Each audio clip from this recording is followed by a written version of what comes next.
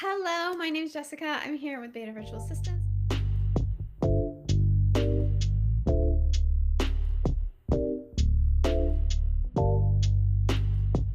Today's topic, I thought I haven't talked about in a while, is scams and all the fake emails going around lately. There have been some really dangerous ones in the last week or two that if they're just dangerous.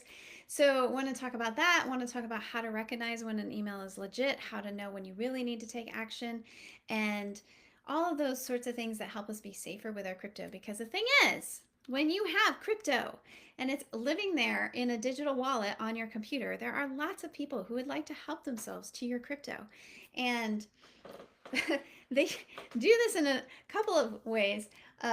I can also talk about junk coins. Oh my goodness. We have been cleaning an account today that had, I think, $1 million worth of spam, junk, poison airdrops. So her account should not have been worth negative $1 million. But anyways, oh my gosh, it just like the things that people do out there because they can't figure out how to get themselves a real job with a real life. So one of the things that you should be careful about when you are going around and doing crypto is fake email, fake websites. So this is one thing that some of these guys like to do is they like to get a website that is very close to the right name. And you think you're on Coinbase, for instance, but it's not Coinbase. It's Coinbase with an S at the end of it. Coinbase is. And if you're not paying attention, you don't notice that it's not Coinbase's. And if the scammers are really clever, they've set it up to look just like the Coinbase website. So you would never know. But the buttons that you push on it are not going to take you into Coinbase. They're going to take you into some place that will convince you to connect, and then you will send your crypto to them, and they will run off laughing all the way, having stolen your money. So that is one way that the scammers are out there. They're setting up websites. So it's always a really good idea to have your main exchanges and your main crypto websites bookmarked. So you're not going and searching for it, and then the first thing that pops up in Google that day, unfortunately, is the bad one. I know that Google says that they try to protect you from that, but just in case they don't, um, always bookmark your websites and try to be safe about it. Okay, so the number two way that we see people trying to get scammed all the time is these emails that are terrible. They're just terrible. They send you an email and they say, "Oh my gosh, there's been a security breach and you need to like take action right now, and if you don't take action right now, bad things are going to happen to you." And a lot of these emails, they will take advantage of something else that's going on in the world. Like for instance, when Ethereum was upgrading from proof of work to proof of stake, there were all of these fake emails that went out saying, "Oh no, your Ethereum, you have to do something to fix your Ethereum." And of course, if you click on the button in the email, it takes you to a bad website. It convinces you to connect your wallet, and then the wallet gets drained by the bad actors. So those have been going around for a while. And a few years ago, there was a data leak from a lot of the crypto service industry companies. They got hacked a little bit. And so all these emails got exposed for people. And ever since, people have been sending emails saying, "Oh, your MetaMask needs updating." This is a really popular one. And it's like, okay, so MetaMask is it's a wallet app that you download from like Google Chrome or whatever. And you don't give them your address. So why is MetaMask emailing you that you need to do something in your MetaMask? Like if people think about it, they might be like, "Oh, wait a minute, this isn't from MetaMask." But they're hoping to trick people who aren't paying attention, and certainly they have almost tricked me many times. And the first thing you do when you get one of these emails that says, "Oh, your MetaMask wallet is compromised," or your Trezor, or your Ledger, or your Coinbase wallet needs to have something happen, is you need to see who sent the email. So when you go into an email, you can look at the sender's address usually, and if it says something like Outlook, Hotmail, it does not say Coinbase.com, then you are very suspicious and you say, "What? I don't think so." So that's like step number one. And I think that that has actually slowed down some, or at least the spam filters in a lot of email programs are getting better. But every once in a while, you get an email that looks a little more legit. Recently, I got an email which looked really legit, and of course, they love to copy a company's like logo and header, and it looks all legit. And then they say something like, on September 2nd, Swan Bitcoin experienced a security breach that compromised several multi-signature wallets on our back-end Bitcoin storage service. Sounds legit, right? Our cybersecurity team is actively investigating the breach to assess the full extent of the damage, and we will provide more updates to investors as soon as more information is available. Yeah, so you're like all worried. And then it says currently your account's funds are secure due to a safety feature implemented by our engineers at Swan Bitcoin. Each wallet is isolated, ensuring that withdrawals can only be made to the specific address we've provided for you below. Wait a minute. They want to provide an address for me below. And in fact, this email goes on to say, please note you have 1 week from the date of this notice to secure your funds by following the instructions provided below. After this period, we cannot guarantee the safety of your funds as the breach may compromise your wallet if no action is taken. So this is a really popular tactic, is like they put urgency in, and they're like, oh, you gotta act now or something's gonna happen. Like you have like days or hours and you gotta like move really fast. And usually that is not the case. So if you're getting an email that's saying you need to act right now, and they haven't been saying, I mean, there's one thing, like there were all these emails from the Celsius bankruptcy, and they would send out emails saying, okay, this is going to happen. Okay, we're going to release your funds. Okay, only trust the emails that are coming from these specific addresses, right? And there were all kinds of scammers out there sending lots of emails to people, especially because I think they made the addresses public, which wasn't great. But in any case, they're trying to send all these emails saying, be careful, saying, oh no, your funds have been released, and click on this button and you can get your funds, which wasn't the case at all. In fact, I think some of them probably would have been like, oh, fill in your details on your funds and we'll claim them for you. But in any case, this is sort of similar. It's like, really, it was a scary email that when I was reading it, because I was like, oh my gosh, this is like really, really interesting. Because the next thing they did was they said, this is your recovery phrase, and they put in a seed phrase, which I actually posted this to Facebook or someplace, and I blocked out the address of the that's further down, and it says when you fill in the seed address, it should pull up this address, and I blocked that out. I didn't think about the fact that if you put in the seed phrase, recovery phrase, into like a Bitcoin, a Ledger wallet or something like that, um, or a, I think it was, some of these emails said they were from Coinbase, and some of them said they were from Trust Wallet or Ledger or whatever. We've partnered with Trust Wallet, a self-custody wallet to help secure your assets. With a self-custody wallet, you control your keys. I mean, they've got it sounding really good. They've got the spell check done, so it's not like, some idiot is writing it. So it looks really well done. Um, and they say, okay, import your unique recovery phrase above into the Trust Wallet via the extension or the mobile app. So use the legit website to access a Trust Wallet. You're going to put in the seed recovery phrase. And what's going to happen is it'll populate, it'll recover, it will open this wallet that they've created for you, which is supposedly has your safe stuff in it, but it doesn't have your safe stuff in it. It's got anything that you send there. Like if you go, oh my gosh, I need to go get my Bitcoin out of Swan and send it to this wallet to be safe, that's exactly what they want you to do, because that wallet is under their control. They are the ones with access to that wallet.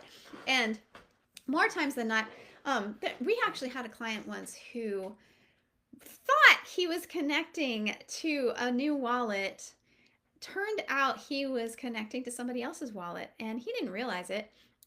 Some kind of like thing. And so he was doing his little things that he was learning how to do, airdrop hunting or something like that.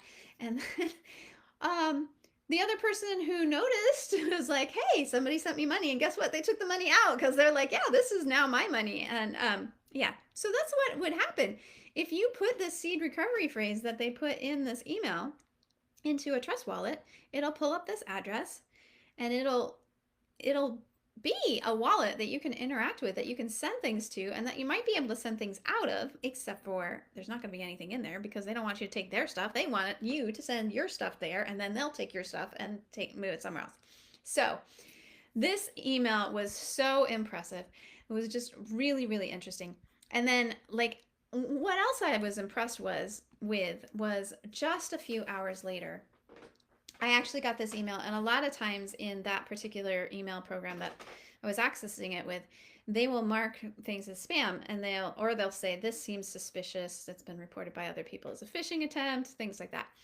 Um, and they hadn't marked this one yet when I read it at first. So I took pictures of it and I posted in our Slack group and warned our members and all that sort of thing. And then just a few hours later, Swan actually sent out an email saying, "Fake email warning, don't withdraw to a trust wallet." And then a couple days later, I got an email from Swan saying, "Don't withdraw to a Coinbase wallet." But it was the same thing. That email is not legitimate. If you received it, you should report it as spam and delete it. It was very, very dangerous. And they have some good warnings in there. So you should never move your funds at the direction of anyone other than yourself. So if somebody is saying you got to move your funds because they're not safe, how do you know that they're telling the truth? We had another person who was involved with scammers who managed to get them on the phone, and the scammers talk them into, oh, your funds aren't safe. You can't trust that guy over there that you've been talking to. You've got to move your funds over here. And this person, I don't know what, like, frame of mind. I mean, if you get caught in the wrong frame of mind and somebody starts like badgering you and pushing you and telling you, you know, all of your funds aren't safe, and you freak out and you kind of overreact and all that. And this person ended up following instructions and moving all of the stuff to this safe wallet, and guess what? It was taken from them. So, yeah. You all, like, if somebody is pressuring you into doing something, if somebody is saying your assets aren't safe, you should really be careful. It's probably not true.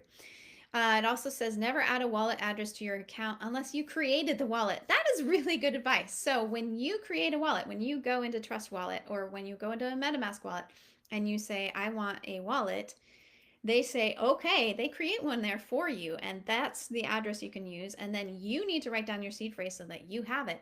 But if someone is sending you a seed phrase, they've already had the seed phrase. So guess what? They've already had access to it. You should also be careful about they're saying now that Amazon is just full of people peddling fake products. And one of the ones that you have to be careful of is ledgers and Trezor devices. So there's these devices that have been accessed already, and then somebody will resell it, and they'll be like, "Oh yes, come buy. You know, look cheaper than from the direct from the manufacturer."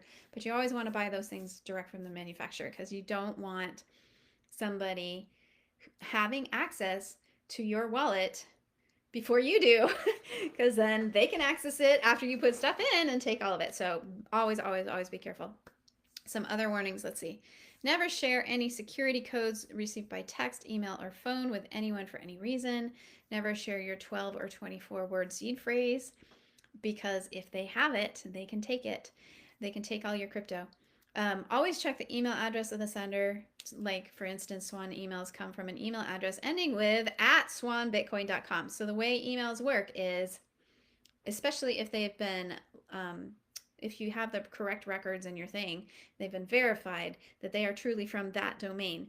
And only Swan Bitcoin has access to that domain. The only time that an email would come from Swan Bitcoin and not be legit is if someone hacked into actual Swan Bitcoin and, like, you know, sent out emails through their server that were from Swan Bitcoin. In fact, the other day, interestingly enough, I got an email in. I have at least 3 different email programs. I have Gmail. Of course, I have Yahoo from a long time ago, but I have Gmail, and I have, which is pretty good about catching spam. And then I have Proton Mail, which is also pretty good about catching spam, and it's where I keep most of my crypto stuff. Emails are all going there. And then I have this business email, which is jessica@betavirtualassistants.com. It's provided through Namecheap, and it's not very good at catching spam. It's always telling me that it's always letting through the emails from the Facebook people who are like, your Facebook thing is in violation of our things and we're going to take it down. You need to click on this button. And it's not from Facebook, it's from Outlook. Like you look at the address it's from, it's clearly from Outlook or Hotmail or whatever. And you go, why? Why can't this email program recognize that this is spam? So I always mark it spam and delete it. But the other day, I got an email from betavirtualassistants.com, which is my domain. And I was like, why is this coming from betavirtualassistants.com? And I even showed it to Guillaume. And I said, how can they do this? Because it was some kind of thing saying it was either about a pay stub or a PDF I needed to DocuSign. And I was like, I didn't create a DocuSign. I would know if I did. This is not a legit email. Why is it saying that it's coming from me? Because I didn't send this. There's no way. And he actually did go find that somewhere in there, there's documentation for the DKIM records or the SPF records, something like that. And he said, yeah, this isn't legit. It's like they're trying to make it look like it came from you, but it didn't really look like it came from you. And it's really like annoying that my email provider doesn't actually recognize that this wasn't a legit email. But so 99% of the time, you're not going to get emails from a legit company from their legit domain and have them not be legit, right? But definitely always watch out for email addresses that are not from legit companies, that are from Outlook or Facebook or whatever. You should always assume that emails, texts, and phone calls asking for sensitive information or directing you to take urgent action are not genuine. They are really not. Most of these companies will never call you. MetaMask sending you emails, they don't even have your email address. So how would they be able to send you emails and texts and things like that? You just have to be so suspicious these days. Although I have to say that I've a couple times, there was one that came from Swan and it said, oh, we've got a brand new Swan token. And I don't know where my brain was that day, but I didn't check who the from address was. And so I was reading it and it had the legit like logo and it looked legit enough. And it said, oh, we're creating our very own token and you can have it if you just click on this thing, go to this website, which I did. Like, don't do that. But I did click on it and it turns out that they had copied a page directly off the Swan website about IRAs, and then they stuck in a couple buttons that weren't on the original one. So it looked legit. It looked like it was like I didn't notice anything wrong. And this said, but it didn't say anything about the token. It was talking about the IRAs, and I was like, what kind of messed up thing is this? Because the IRA, they were talking about the token, and I want to know about the token. I don't want to know about the IRA because I already know I don't want a Swan IRA right now because they charge like $20 a month, and I'm like, I'm not going to pay $20 a month. No. So I got really upset, and I clicked on the button, one of the buttons on the website, and it wanted to connect to my wallet, but I figured out my browser that I was using wants to automatically open the Xerion wallet, and I don't have a Xerion wallet. So it kept trying to open the Xerion wallet to connect, and I am so grateful that it did, because if it had connected to the wallet I wanted to connect to, I probably would have lost some assets, and that would be very sad. But instead, it kept trying to connect to Xerion, and I just got frustrated. And then later, I said something to Guillaume, and he was like, Jessica, wait a minute. And I was like, oh, huh. I went and looked at the email, and sure enough, it did not come from a legit website. And I was just like, and by that point, Proton Mail had labeled it as, this is probably a phishing attack from somebody. And I was like, oh, okay. I don't know where my head was. It's so easy to fall for these guys, especially the cleverer ones. They make them look really legit. So always be super, super careful. Never share your seed phrase. Always check the email addresses.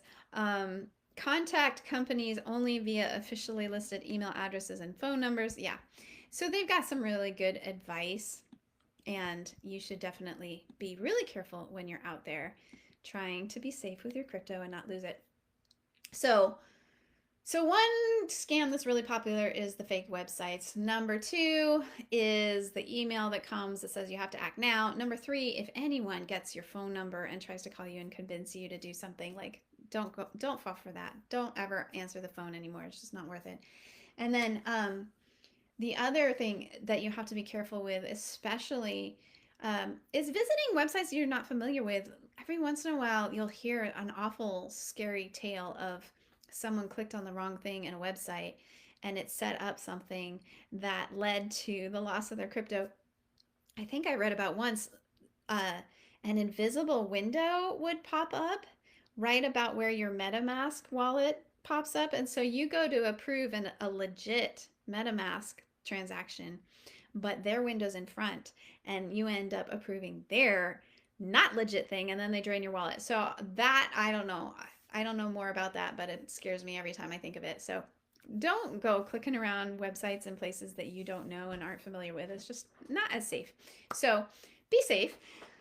And then the last scam that we see a lot here, especially when we're reconciling people's accounts, is what we call the poison airdrop. So there's junk out there. There's people who send out crypto tokens to all the wallets on the blockchain. So if you have a Binance Smart Chain wallet or a Ethereum or Polygon blockchain wallet, it's a very good chance, especially if you've done anything in those wallets. Once they see a wallet is active and it has some transactions in there, they have spam bots or something, like just sending out massive amounts of like junk tokens. And most of these are harmless. They're mostly advertising for a new coin, or they're kind of like those flyers that you get in your mailbox at home.